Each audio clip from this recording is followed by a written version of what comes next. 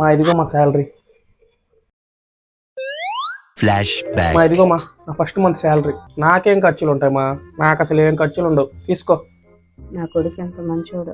Phone recharge అయిపోయింది మా, డబ్బులు ఇస్తే బ్యాలెన్స్ వేసుకుంటాను. అమెజాన్లో ఎయిర్పోర్ట్స్ ఆర్డర్ పెట్టుకున్నామా, ఒక 2000 ఇస్తే పెట్రోల్కి డబ్బులు మా. పార్టీ అడుగుతున్నారు మా, డబ్బులు ఇస్తే. నాకు వద్దులే నాయన, నీ దగ్గరే పెట్టుకో. నాకెందుకు మా, నాకేం ఖర్చులు కూడా ఉండవు. నీకు ఇంట్లో ఖర్చులు గుంచుకో. నాకు వద్దులే నాయన, అవసరం అయితే అడిగి తీసుకుంటాలే. సరే నీ ఇష్టం.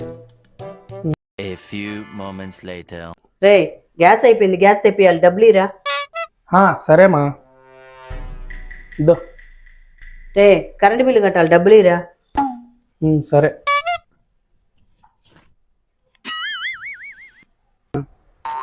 రే, ఏమ్మా? నెల సామాన్లు తెచ్చుకోవాలి, డబ్బులు ఇరా. ముందు వస్తున్నా.